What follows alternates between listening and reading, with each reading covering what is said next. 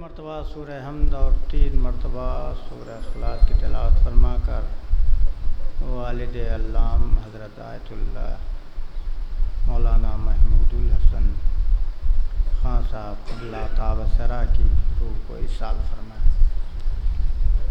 لا حول ولا قوة الا باللہ العلی العظیم۔ اعوذ باللہ من الشیطان اللعین الرجیم۔ بسم اللہ الرحمن الرحیم۔ الحمد للہ رب العالمین والصلاة والسلام علی سید الانبیاء والمرسلین حبیب قلوبنا طبیب نفوسنا بالقاسم محمد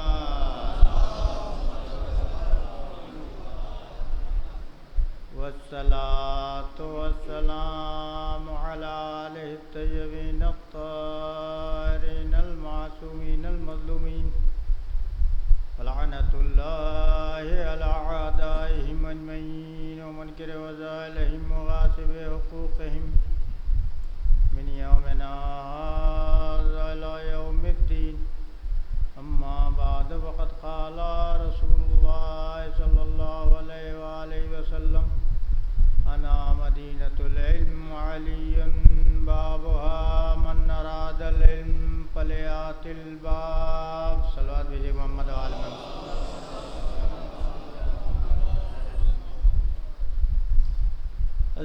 عزیزان گرامی، میں خطیب کے عنوان سے آپ کی خدمت میں حاضر نہیں ہوا ہوں۔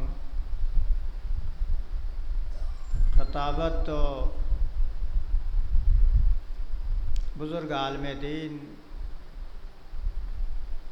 امیر العلماء قبلہ و کعبہ، ایک صلوات بھیجے محمد و آل محمد پر۔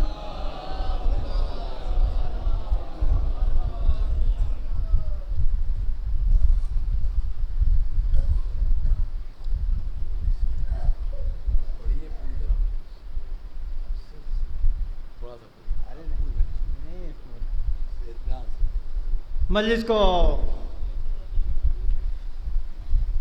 خطاب فرمائیں گے حضرت آیت اللہ قبلہ و کعبہ امیر العلماء حمید الحسن صاحب،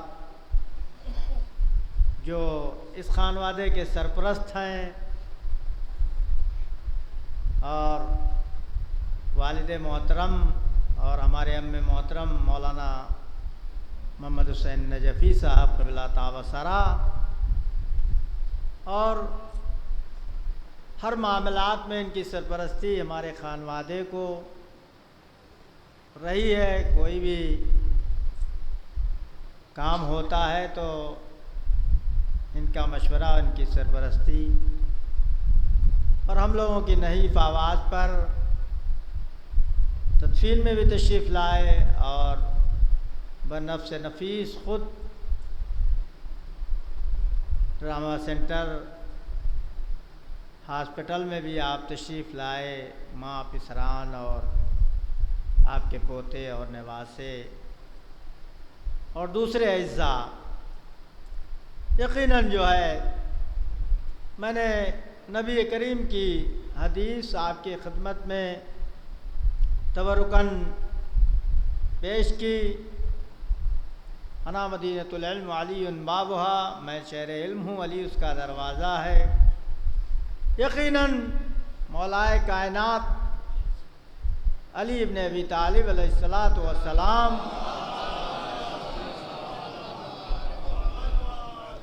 جو علم کے دریا ہیں، علم کے سمندر ہیں، علم کے ملجا ہیں، علم کے ماوا ہیں، اور پوری دنیا شیعت میں علم کا چراغ اور علم کی روشنی اور علم کی شعاعیں جو پھیل رہی ہیں وہ صرف فیض ہے نجف اشرف کا یہ فیض پوری دنیا میں جاری ہے۔ بڑے بڑے علماء، بڑے بڑے فقہا، بڑے بڑے مراجع جو گزرے ہیں تو ان کی تاریخ کو ڈھونڈیے اور ان کی حقیقت کو، ان ماہیت کو جب آپ دیکھیے گا تو ان کی ابتدا جو ہوتی ہے وہ نجف اشرف سے ہوتی ہے۔ نجف اشرف کوئی پرانا نیا حوضہ نہیں ہے، یہ تقریباً جو ہے 443 ہجری میں شیخ ابو جعفر طوسی علیہ الرحمہ نجف اشرف تشریف لے آئے اور اس حوضے کی بنیاد رکھی۔ ان کی وفات 460 ہجری میں ہوتی ہے۔ حوض نجف باب مدینۃ العلم، جس کی فضاؤں میں علم، جس کی ہواؤں میں علم، جس کے رہن سہن میں علم، جہاں سونا عبادت، جہاں جاگنا عبادت، جہاں بیٹھنا عبادت، جہاں ایک ایک لمحہ عبادت ہو، ایسے مرکز میں، ایسے ماحول میں میرے والد علام کی پرورش ہوئی تھی۔ ہندوستان کے کسی عربی ادارے میں وہ پڑھے نہیں تھے، وہ یہاں سے گئے۔ میرے جد اعلیٰ، میرے جد مرحوم عالی جناب مولانا بختیار علی صاحب قبلہ تابصرہ، ان کو اور میرے ام محترم کو لے کر گئے۔ دیکھیے، باپ کا تو اہم کردار ہوتا ہی ہے، لیکن سب سے زیادہ اہم کردار بچوں کی تربیت میں جو ہوتا ہے وہ ماں کا ہوتا ہے۔ بچوں کو دیکھ کر ماں کے کردار کا اندازہ لگایا جا سکتا ہے۔ بچوں کو دیکھ کر ماں کے قربانی اور ایثار اور جذبے کا اندازہ لگایا جا سکتا ہے کہ یقیناً کتنی جو ہے انہوں نے مشقت سے اپنے بچوں کی پرورش کی تھی اور ایسی تربیت دی تھی کہ یقیناً ان میں جو ہے مولائے کائنات اور ائمہ معصومین کی سیرت جو ہے وہ معجزن تھی۔ اور کوئی بھی کام دیکھیے، مولائے کائنات علی ابن ابی طالب علیہ السلام نے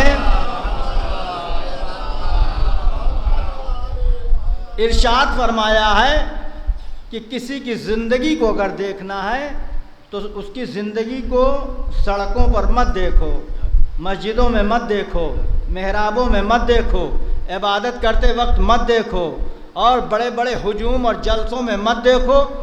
اس کی واقعاً زندگی دیکھنا ہے کہ یہ انسان مومن ہے اور مسلمان ہے اور متقی ہے اور پرہیزگار ہے، تو اس کی گھریلی زندگی کو دیکھو، گھر میں کیسے رہتا ہے، اعزاء کے ساتھ کیسے رہتا ہے، اقربا کے ساتھ کیسے رہتا ہے، بھائی بہن کے ساتھ کیسے رہتا ہے، بیٹوں کے ساتھ کیسے رہتا ہے، بیٹیوں کے ساتھ کیسے رہتا ہے، اور اپنے جو ہے خاندان میں کیسے رہتا ہے۔ آپ لوگ یقیناً سبھی حضرات، میرے والد سے اکثر یہاں جو علماء بیٹھے ہیں، قبلہ و کعبہ امیر العلماء جو تشریف لائے ہیں، یہ بے انتہا میرے والد ان سے محبت کرتے تھے، بے انتہا ان سے عقیدت رکھتے تھے، اور اکثر وہ فرمایا کرتے تھے کہ دیکھو ہمارے پورے گھرانے کے یہی سرپرست ہیں، ہمارے پورے گھرانے کے یہی ذمہ دار ہیں، کوئی بات ہو بغیر ان کے مرضی کے نہیں ہونا چاہیے اس گھر میں۔ اور ایسے میرے ام محترم مولانا محمد حسین نجفی صاحب، باقی یہاں جو علماء آئے ہیں اکثر میرے والد کے شاگرد ہیں، اور جس طریقے سے ماں اپنے بچے کو پہچانتی ہے، ایسے ہی جو ہے استاد اپنے شاگرد کو پہچانتا ہے، اور شاگرد اپنے استاد کو پہچانتا ہے۔ تو جتنے بھی یہاں ہیں ان کے شاگرد سب میرے والد کے عادات، اطوار، رہن سہن سے، ان کی زندگی سے، ان کی گفتگو سے، ان کے طور طریقے سے یقیناً جو ہے ان کی ایک مثالی زندگی تھی، سب حضرات جانتے ہیں، اس پہ مجھے زیادہ روشنی نہیں ڈالنا ہے۔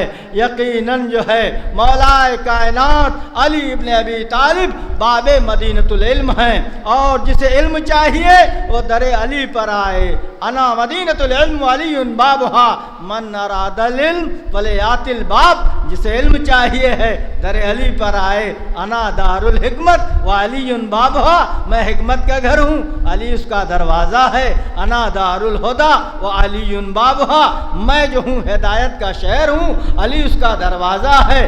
انا دار الجنہ و علی بابھا، میں جنت کا جو ہے شہر ہوں، گھر ہوں، علی اس کا دروازہ ہے۔ علی و مع الحق والحق مع علی، علی حق کے ساتھ ہے، حق علی کے ساتھ ہے۔ اسی طریقے سے پیغمبر کی مختلف حدیثیں ہیں، حدیثیں بھری پڑی ہیں مولا کائنات کی شان میں۔ نبی کریم کی جتنی حدیثیں علی کی شان میں ہیں، دوسرے ائمہ کی فضیلت میں اتنی نہیں ہے۔ اور یقیناً مولا کائنات کی زندگی، مولا کائنات کا علم، ارے علی علم کے دریا ہیں، علم کے سمندر ہیں، علم کے ملجا ہیں، علم کے ماوا ہیں۔ ارے ابن عباس، تمہارے علم میں اتنی بے قراری کیوں ہے؟ اتنا اچھال کیوں ہے؟ اتنا ابال کیوں ہے؟ اتنا طوفان کیوں ہے؟ ابن عباس شرمندہ ہو جاتے ہیں، کہتے ہیں میرا علم، میرا علم، میرے علم میں ابال کہاں، میرے علم میں اچھال کہاں، میرے علم میں طغیانی کہاں، میرے علم میں طوفان کہاں؟ میرا علم قطرہ ہے، میرا علم قطرہ ہے۔ جو نسبت قطرے کو سمندر سے ہوتی ہے وہ نسبت مجھے علی سے ہے۔ علی دریا ہیں، علی سمندر ہیں، میں قطرہ ہوں۔ یہ ابن عباس ہیں۔ ایک صلوات بھیجیے محمد و آل محمد۔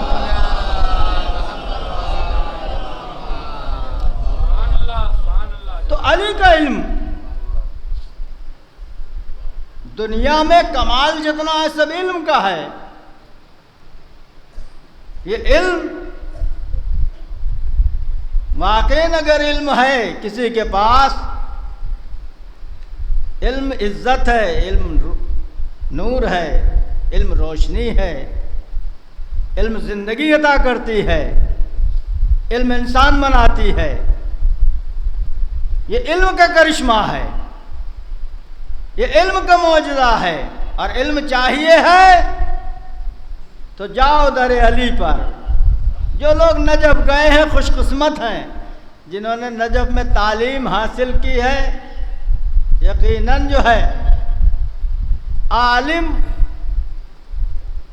عالم کی ایک رات 70,000 سال کی عبادت سے بہتر ہے۔ اگر عابد اور عالم میں فرق، عابد کون؟ ایران کا بادشاہ، اس سے بحث ہو گئی وزیر سے۔ بادشاہ نے کہا عابد بہتر ہے عبادت کرنے والا۔ وزیر نے کہا عالم بہتر ہے۔ کہا امتحان کر لیتے ہیں۔ دونوں رات کی تاریکی میں نکلے، دیکھا ایک مسجد میں ایک عابد عبادت کر رہا ہے، سجدہ کر رہا ہے، رکوع کر رہا ہے، قیام کر رہا ہے، قعود کر رہا ہے، تسبیح پڑھ رہا ہے، آوزاری کر رہا ہے، خدا کی بارگاہ میں گریہ کر رہا ہے۔ دونوں دروازے پر پہنچے۔ وزیر نے مسجد کا دروازہ کھٹکھٹایا۔ عابد نے پوچھا کون ہو؟ کہا ہم جبریل امین آئے ہیں۔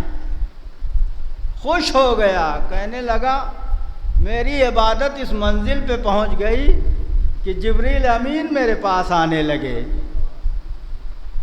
بہت خوش ہوا۔ بادشاہ اور وزیر دونوں نکلے۔ وزیر نے کہا دیکھا، آگے بڑھے، ایک مدرسہ تھا، وہاں پہنچے، دیکھا حجرے میں ایک عالم سینے پہ کتاب رکھے ہوئے پڑھ رہا ہے۔ دروازہ کھٹکھٹایا، پوچھا کون؟ کہا ہم جبریل امین آئے ہیں۔ اٹھا عالم، کہنے لگا تم جبریل امین نہیں ہو، تم شیطان ہو۔ جبریل امین نبی کے پاس آتے ہیں، معصوم کے پاس آتے ہیں، ہم لوگوں کے پاس جبریل امین نہیں آتے۔ عالم اور عابد میں یہی فرق ہے۔ ایک صلوات بھیجیے کہ محمد و آل محمد۔ میرے والد کی زندگی بڑی سادہ زندگی تھی، اتنی سادہ زندگی تھی، جو گھریلو زندگی تھی وہی باہری زندگی تھی۔ ایسا نہیں تھا گھر میں کچھ اور زندگی تھی، باہر کچھ اور زندگی تھی، ہرگز نہیں۔ ان کی زندگی میں تضاد نہیں تھا، میں نے بارہا دیکھا۔ نہ کوئی تصنع تھی، نہ کوئی بناوٹ تھی، دنیا کے معاملے میں ایک دم مستغنی تھے۔ میرے یہاں مدرسے کا اجازہ بڑا کم ہے سہم امام علیہ السلام کا، تو میں نے کہا بڑھوا لوں اس کو، بہت ساری ضرورتیں رہتی ہیں۔ کہا دیکھو مال امام جو ہوتا ہے اس کا حساب دینا ہے میدان قیامت میں۔ ہر شخص جو ہے میدان قیامت میں جو مال امام لے رہا ہے اس کا حساب دے گا۔ سہم امام علیہ السلام کبھی بینک میں نہیں ڈالنے دیتے تھے، وہ کہتے تھے سہم امام علیہ السلام بینک میں جمع کرنا حرام ہے، جمع نہیں کرنا چاہیے، جو آئے جس کا حق ہو اس تک پہنچ جائے، وہ سہم سادات ہو یا سہم امام علیہ السلام ہو، جتنا اجازہ ہے اتنا خرچ کرو۔ مال اور دولت کے پیچھے میرے والد کبھی نہیں، بارہا ایسے مواقع آئے، کہنے لگے انسان اللہ کی راہ میں خدمت کرتا ہے، دین کو پھیلانے میں مشقت کرتا ہے، تو اسے رزق اور مال اور دولت کی پرواہ نہیں کرنا چاہیے۔ ساری دنیا کو رزق دے رہا ہے، کافر کو رزق دے رہا ہے، مشرک کو دے رہا ہے، شرابی کو دے رہا ہے، جواری کو دے رہا ہے، بے ایمان کو دے رہا ہے، قاتل کو دے رہا ہے، تو تمہیں کیوں نہیں دے گا؟ یقیناً اگر اللہ پر اعتماد اور بھروسہ انسان کو ہے تو رزق آئے گا، اس کا صلوات بھیجیے گا محمد و آل محمد پر۔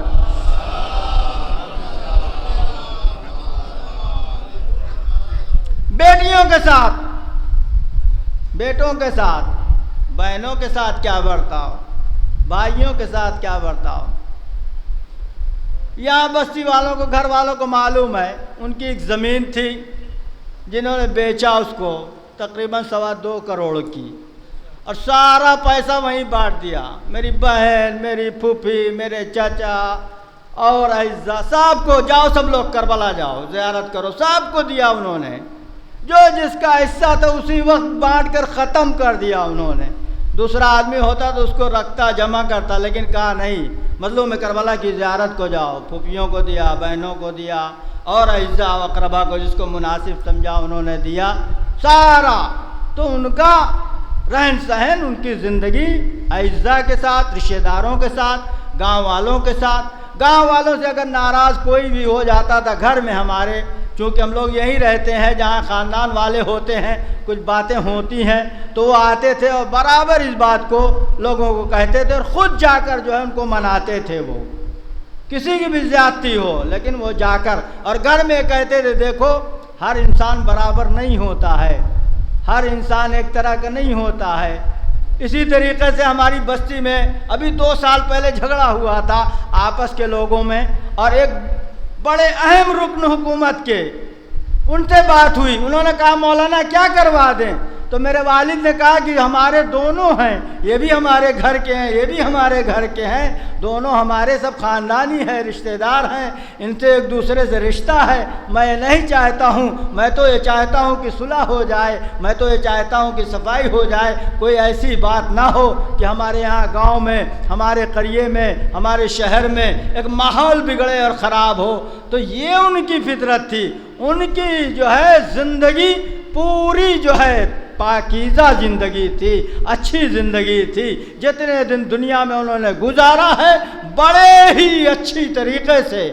اور میں نے اپنے والد کو کبھی بھی سوتے نہیں پایا اذان کے وقت۔ ان کی ایک نجفی زندگی، نجف اور قم اور دوسرے حوضوں میں فرق یہی ہے، جو لوگ نجف میں رہے ہیں وہ نجف کی ہوا کا اثر ہے، نجف کے پانی کا اثر ہے، وہاں کی جو ہے واقعاً جو آب و ہوا ہے اس میں تقویٰ ہے، اس میں پرہیزگاری ہے، اس میں عبادت الہی ہے، اس میں راز و نیاز ہے، تسبیح و تحلیل ہے۔ وہ چیزیں میں نے دوسرے حوضہ علمیہ کے طلبہ میں نہیں پائی ہیں، اور مجھے رشک ہوتا ہے کہ یقیناً اس زمانے میں صدام کا دور تھا، ہم لوگ تو ایران میں پڑھے، ہم لوگوں کو بھی نجف میں پڑھنا چاہیے تھا۔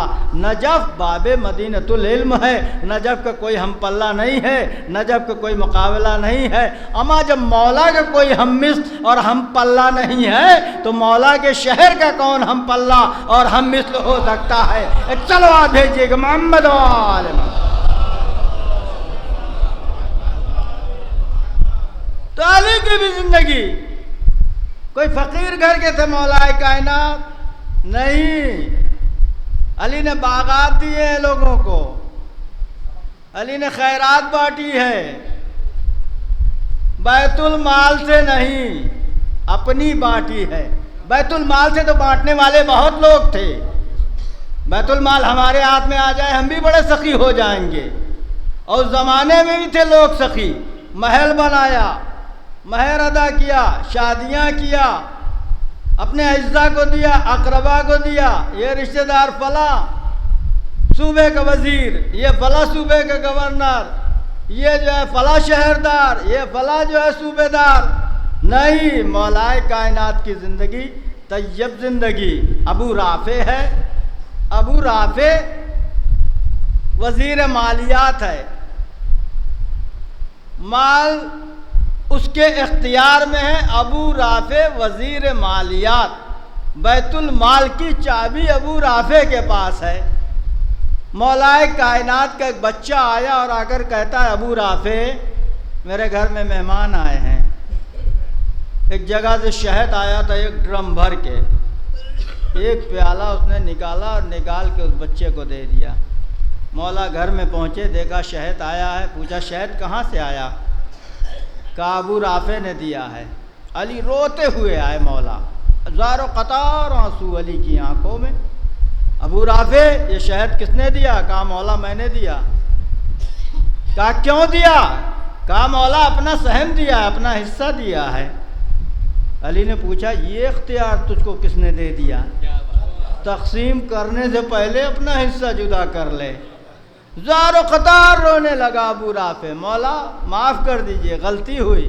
کہا اس سے بہتر شہد خرید کے لے آؤ بازار سے، اور اس ظرف میں اتنا ڈالو کہ ظرف ابل پڑے، ابل جائے۔ مولا ایسا شہد منگا کر اس میں ڈالتے ہیں جو پر ہو جاتا ہے، اور اس کے بعد زار و قطار آنسو بہا رہے ہیں۔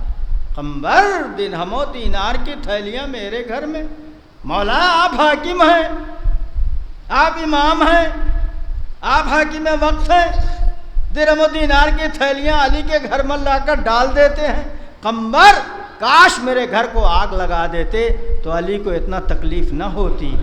تم نے درہم و دینار بیت المال کا لے آ کر میرے گھر میں، ہرگز راضی نہیں۔ ماں ایسی زندگی لے آؤ، ایک حاکم لے آؤ، ایک ایسا کوئی بادشاہ لے آؤ، ایک ایسا ملک کا سربراہ لے آؤ جس کی عدالت میں مجرم خود چل کے آئے اور کہے مولا مجھے سزا دے دیجئے۔ ایک حاکم لے آؤ، ایک بادشاہ لے آؤ، ایک کوئی ایسا شخص لے آؤ اس کائنات میں کہ جس کی عدالت میں مجرم خود چل کے آیا ہو اور کہا ہو کہ مولا مجھے سزا دے دیجئے۔ ہرگز نہیں ملے گا۔ یہ ہے مولائے کائنات کی طیب اور پاکیزہ زندگی، حضرت علی علیہ السلام کی۔ ایک صلوات بھیجیے محمد و آل محمد پر۔ تو علی کی زندگی جس نے اپنا لیا یقیناً کامیاب ہے۔ علی کے راستے پر جو چلا وہ کامیاب۔ دنیا میں کوئی شخص دنیا سے نہیں گیا جس نے یہ کہا ہو میں کامیاب جا رہا ہوں۔ صرف اور صرف ایک ذات ہے مولائے کائنات کی کہ جس نے یہ کہا میں دنیا سے کامیاب جا رہا ہوں، جس کی دنیا بھی کامیاب، جس کی آخرت بھی کامیاب۔ ایسا رہنما، ایسا ہادی، ایسا عالم، ایسا عابد، عبادت کی یہ منزل کہ محراب عبادت میں علی آ جاتے ہیں تو خوف الہی میں ایسے تڑپتے ہیں جیسے زخمی سانپ تڑپتا ہے، ایسا گریہ کرتے ہیں۔ عیسائی مورخ لکھتا ہے میں نے سمندروں میں طوفان دیکھے، طغیانی دیکھی، ابال دیکھا، اچھال دیکھا، دنیا میں تغیر دیکھا، تبدل دیکھا، بدلاؤ دیکھا، دنیا کی رنگینیاں دیکھی، لیکن کائنات میں نے ایک ذات ایسی پائی جس میں نہ کوئی تغیر ہے، نہ تبدل ہے، نہ طغیانی ہے، نہ طوفان ہے، نہ ابال ہے، نہ اچھال ہے۔ متضاد صفتیں دنیا میں کسی انسان کے پاس میں نے نہیں دیکھی ہیں۔ کوئی انسان بہت بزدل ہے تو وہاں گریہ ہے اور رونا ہے، اور وہاں ڈر اور خوف ہے، اور اگر بہادر اور شجاع دیکھا تو خون ہے اور قتل ہے اور قتل گری ہے اور دہشت گردی ہے۔ لیکن ایک ذات میں نے ایسی پائی ہے دنیا میں کہ جس میں متضاد صفتیں پائی کہ ایک یتیم اور بیوہ کی اگر سن لیتا ہے تو علی ایسا روتے ہیں تڑپ کر، ایسا روتے ہیں تڑپ کر کہ جیسے جو ہے زخمی سانپ تڑپتا ہے، اور جب میدان قتال میں آتے ہیں تو کأنہم بنیان مرصوص، سیسا پلائی ہوئی دیوار بن جاتے ہیں۔ ایسا لے آؤ، ایک ہادی لے آؤ، ایک رہنما لے آؤ، علی کی ذات نمونہ عمل ہے۔ یقیناً جو ہے میرے والد محترم جو ہے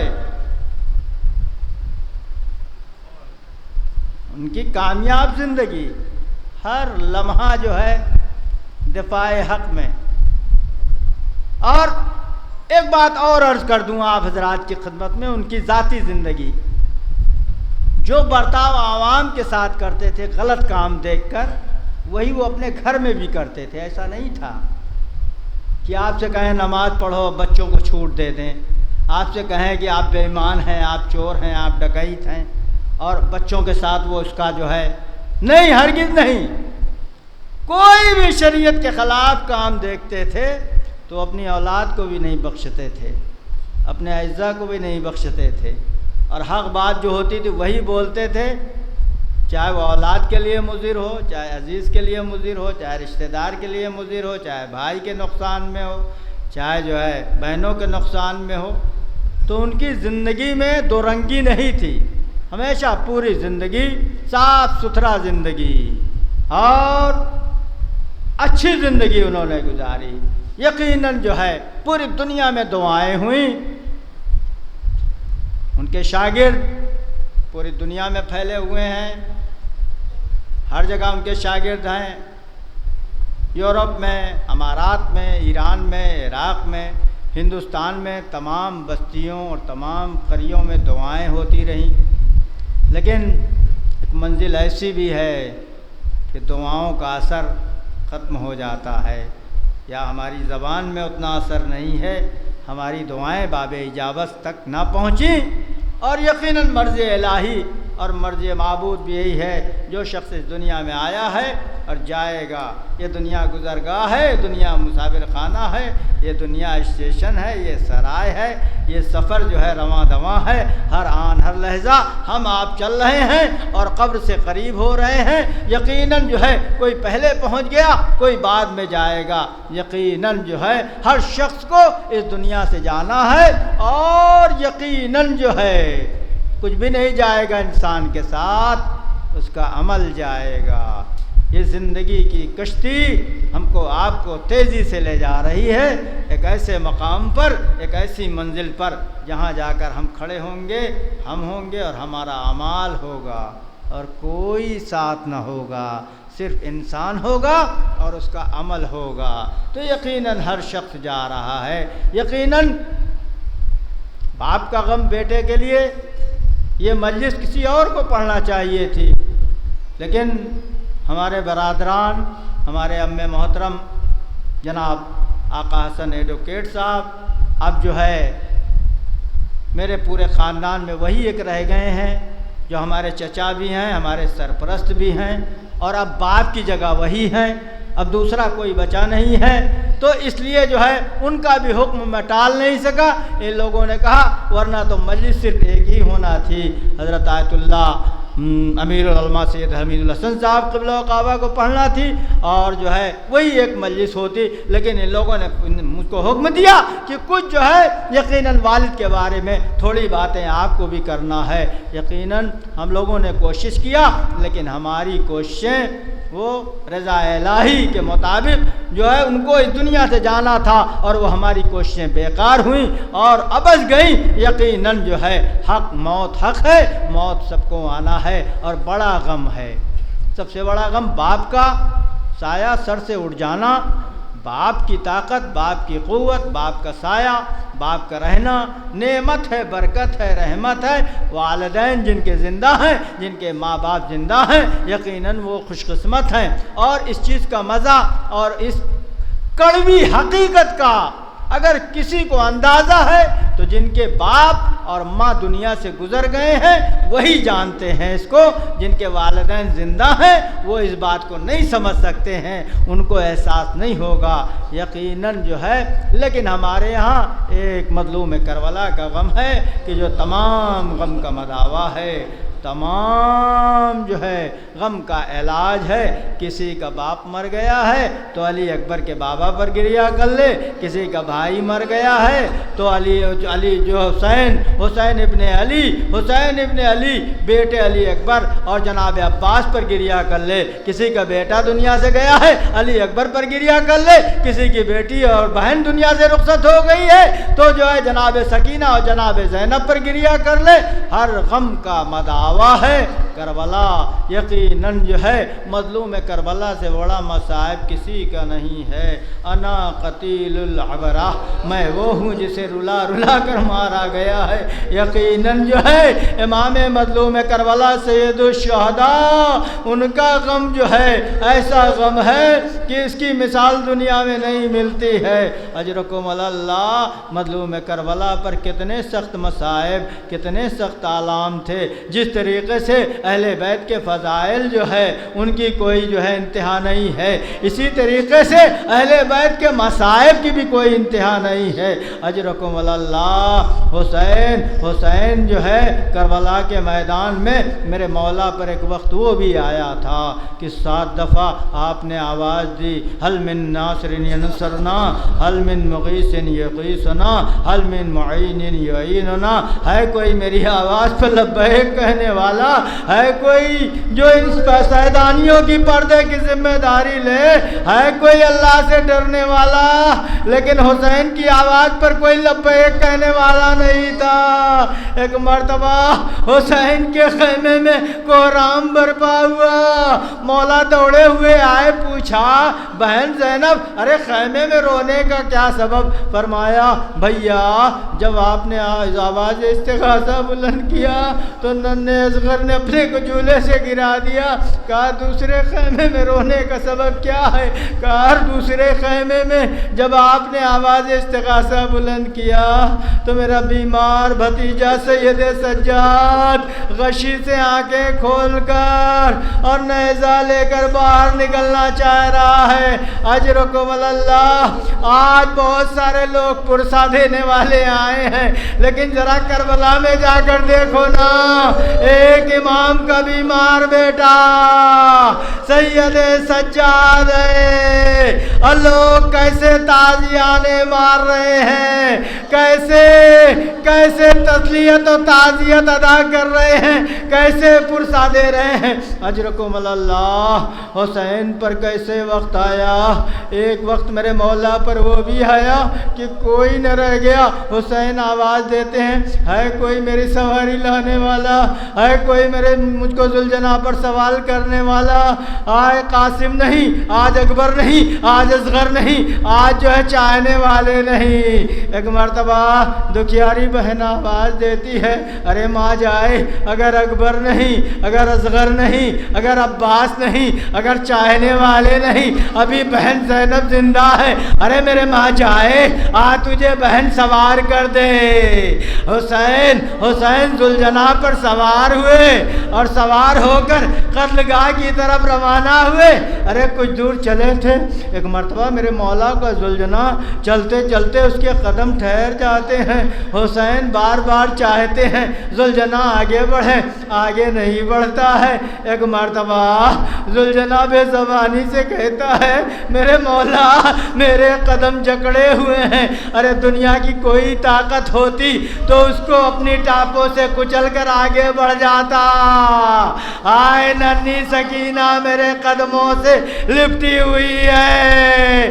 ارے حسین ایک مرتبہ ذوالجناح سے نیچے آئے، آ کر بچی کو پیار کیا، میری سکینہ جاؤ خدا حافظ، جاؤ تمہارے لیے شاید پانی کی سبیل کر سکوں۔ ایک مرتبہ سکینہ تڑپ جاتی ہے، ارے میرے بابا یہی تو چچا عباس کہہ کے گئے تھے، یہی تو بھیا علی اکبر کہہ کے گئے تھے، کوئی واپس نہ آیا۔ مظلوم امام آئے، روایت کے چند جملے ختم و دعا۔ امام علیہ السلام آئے میدان قتال میں، طولانی خطبہ دیا، حجت کو تمام کیا، تلوار کو نیام سے نکالا، اور ایک مرتبہ حسین جنگ کرنا شروع کرتے ہیں۔ حسین کی جنگ کیسے تھی آپ تو جو ہے سنتے ہی رہتے ہیں۔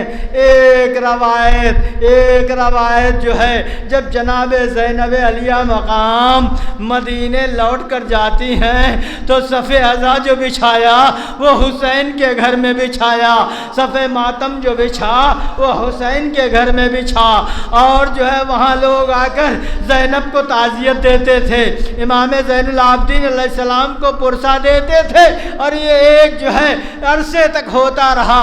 ایک دن عبداللہ ابن جعفر جناب زینب کے شوہر جو ہیں وہ آتے ہیں اور بیٹھے رہے، یہی روایت اور ختم و دعا۔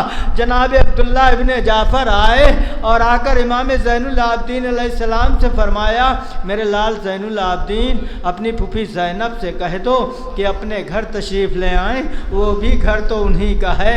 ایک مرتبہ امام علیہ السلام آتے ہیں، فرماتے ہیں پھوپھی اماں آج جو ہے جناب عبداللہ ابن جعفر کی ایک خواہش ہے کہ آپ اپنے گھر تشریف لے آئیں۔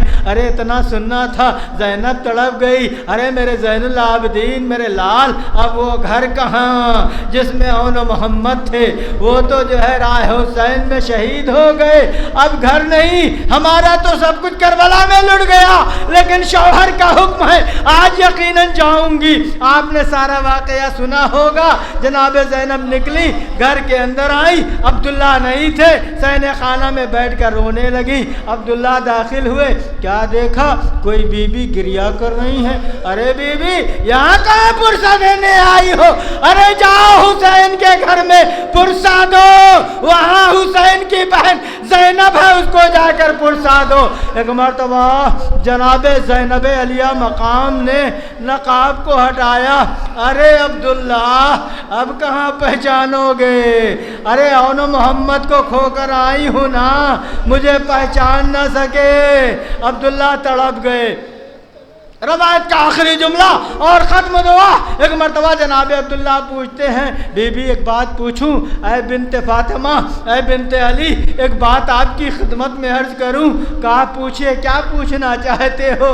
کہا ایک مرتبہ جناب عبداللہ فرماتے ہیں، یہی پوچھو گی نا میرے اون محمد کربلا میں کیسے لڑے، کیسے جنگ کیا؟ ایک مرتبہ عبداللہ کہتے ہیں، بی بی وہ تو حسین پہ صدقے ہو گئے، وہ تو حسین پر صدقے کر دیے گئے، ہم کو ان کے بارے میں نہیں پوچھنا ہے، ہم کو یہ پوچھنا ہے کہ میرا مولا کربلا میں کیسے لڑا، میرا حسین میرا آقا کربلا میں کیسے لڑا۔ ارے زینب کہتی ہے، ارے عبداللہ کیا پوچھتے ہو، میرا بھیا کربلا میں اکیلا ہو گیا، ایک ہاتھ میں نیزہ تھا، ایک ہاتھ میں تلوار تھی، دشمنوں پہ حملے تھے، ایک آواز آئی، یا ایھا النفس المطمئنہ، ارے اس آواز کا گونجنا تھا، باقی ہوئی فوجیں سمٹی، حسین پر کوئی تیر مار رہا تھا، کوئی تلوار مار رہا تھا، کوئی نیزہ مار رہا تھا۔ سیعلم الذین ظلموا ای منقلب ینقلبون۔ آپ حضرات تشریف رکھیں۔ حضرت آیت اللہ امیر العلماء سید حمید الحسن صاحب قبلہ و کعبہ آپ کی خدمت میں تشریف لا رہے ہیں اور مجلس کو